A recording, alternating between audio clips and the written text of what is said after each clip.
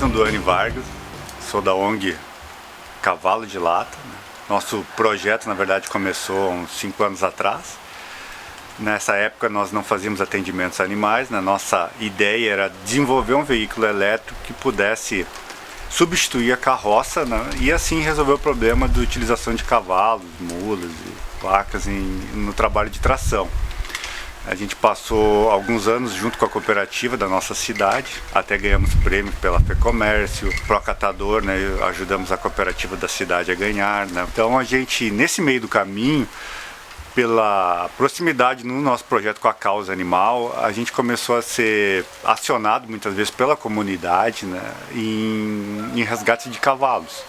No começo a gente não queria muito fazer essa parte, não por não gostar, mas por entender que há uma necessidade muito grande de ter uma estrutura, de ter conhecimento e lidar com cavalos com a parte de saúde. A gente, então, houve uma manhã que uma própria integrante da cooperativa nos acionou, dizendo que havia uma égua caída numa vala, e a gente foi até lá ver. E foi aí que começou nós entrarmos mais assim como ONG, e também deixar uma segunda parte os veículos elétricos. A gente acabou resgatando, a ONG trouxe ela para uma chácara de amigos, e fizemos o tratamento. Só que no meio do resgate a gente aprendeu que não é só o animal que precisa de uma ajuda. Há também a necessidade de tu entender todo o problema que envolve essa situação, porque na verdade a família que usa o cavalo, ela já vem sendo excluída pela sociedade, ela já não tem o mesmo nível de educação, o nível também de comprometimento. Então tu tem que entender o problema de uma maneira mais ampla para conseguir tentar resolver de uma maneira mais eficiente.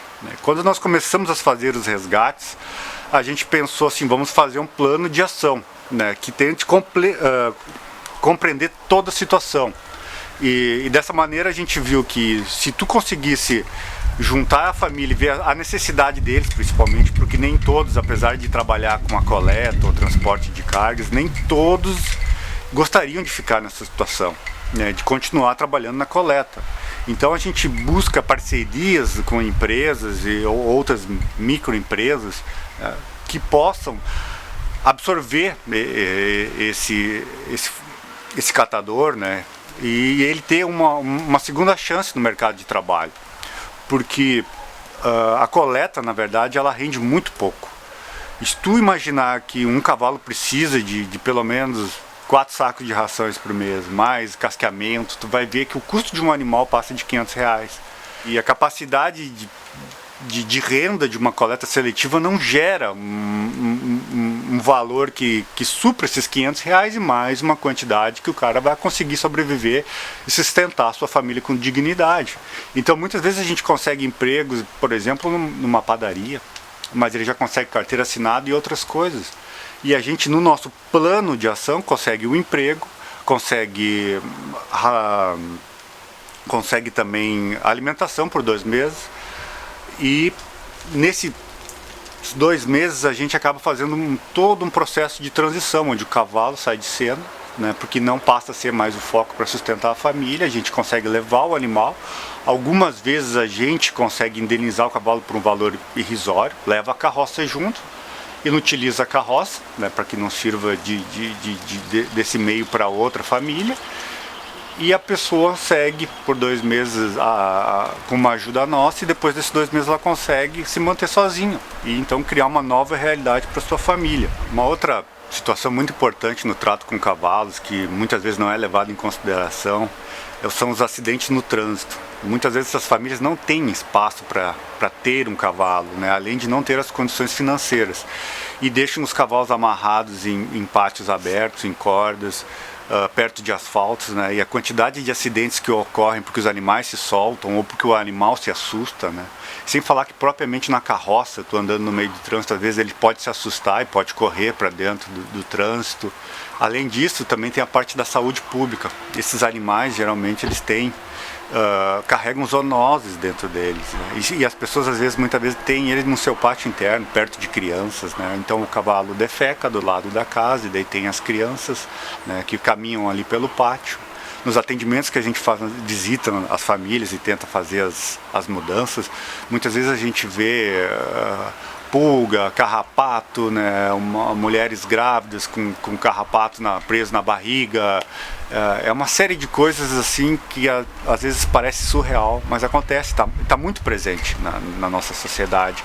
Às vezes a gente tenta esconder ou não ver, né, porque não frequenta muito, né, os bairros mais pobres, mas a gente que acaba se envolvendo para tentar melhorar o mundo, né, a gente vive isso muito nítido.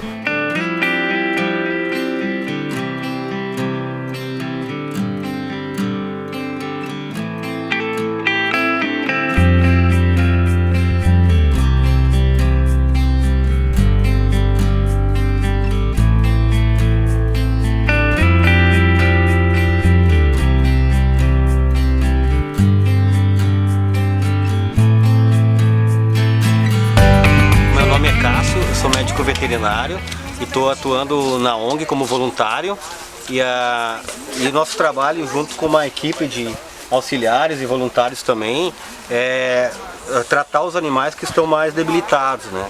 Que chegam aqui em condições mais debilitadas, ruins, né? Como o exemplo desse aqui, né? Ele chegou com várias escoriações, né? Devido ao uso na carroça. Então tem muitas feridas que precisam ser cuidadas e demora para recuperar essas feridas, né?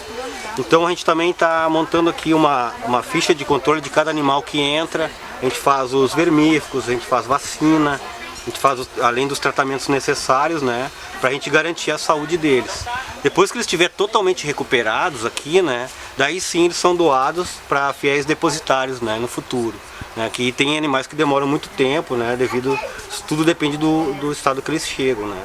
Então a nossa função maior aqui mesmo, eu como veterinário e equipe, seria essa recuperação, né, desses animais e cuidar, zelar pela saúde deles. Além de a gente também trabalhar na conscientização, né, numa parte de informativa, né, informações técnicas, na parte de informação contra doenças e os cuidados. Né. As necessidades básicas de um cavalo, a gente vê que o cavalo precisa pastar em torno de 14 a 16 horas por dia.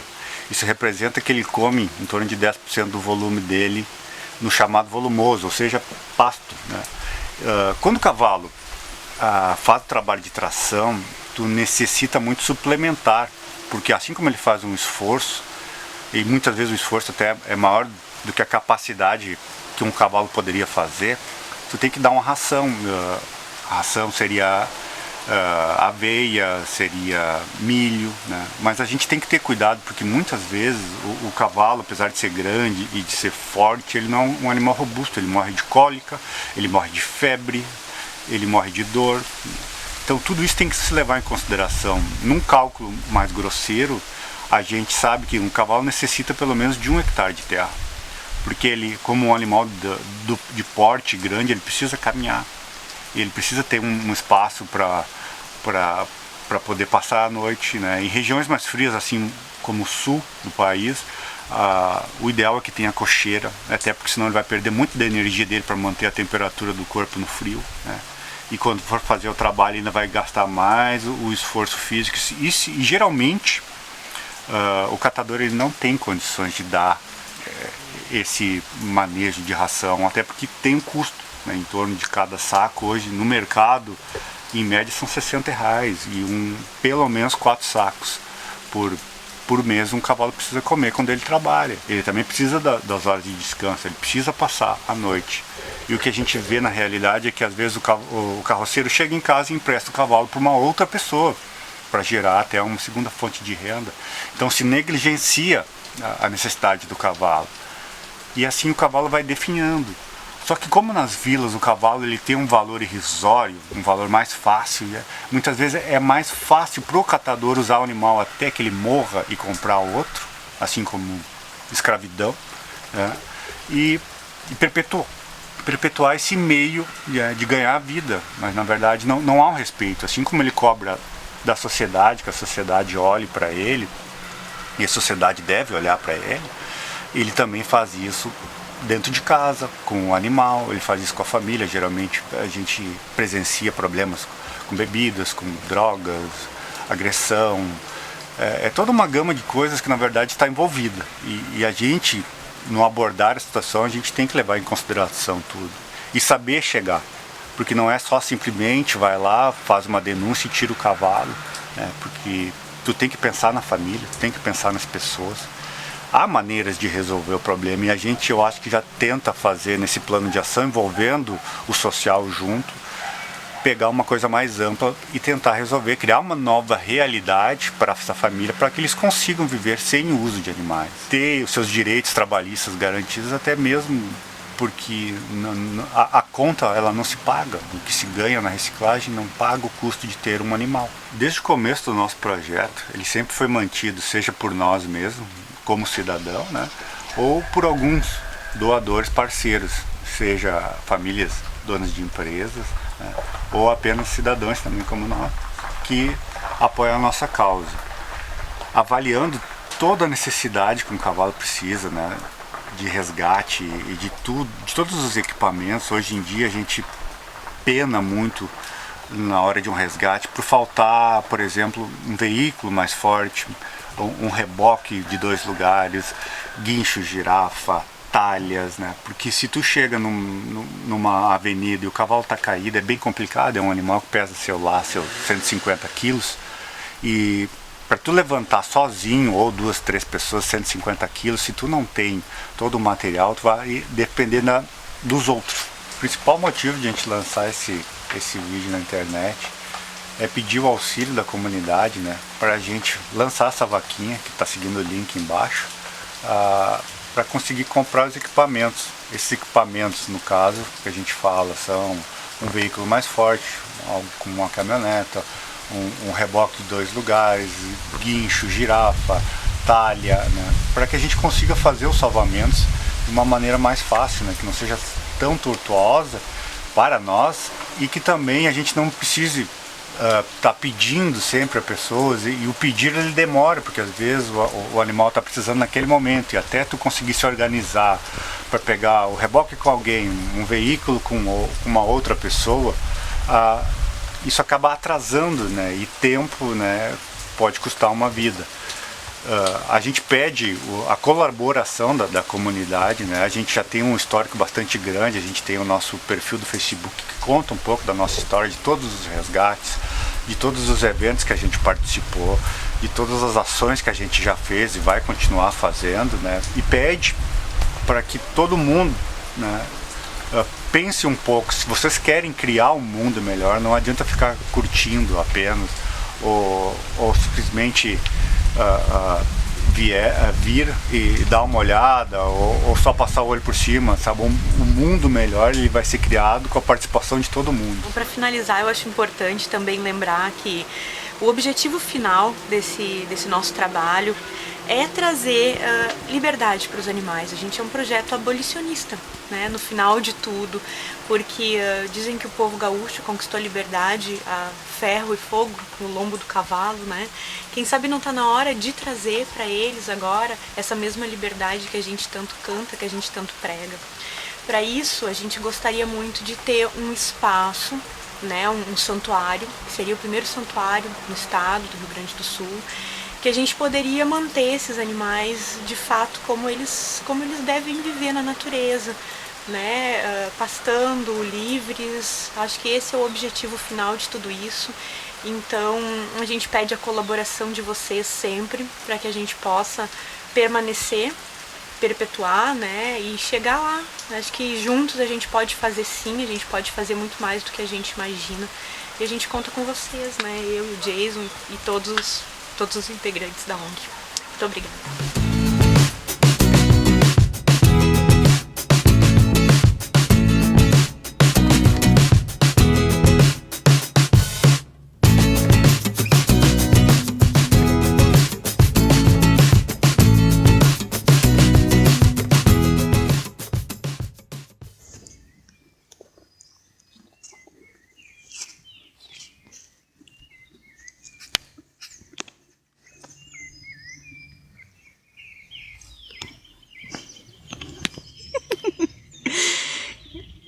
É muito carinhoso esse costelinho.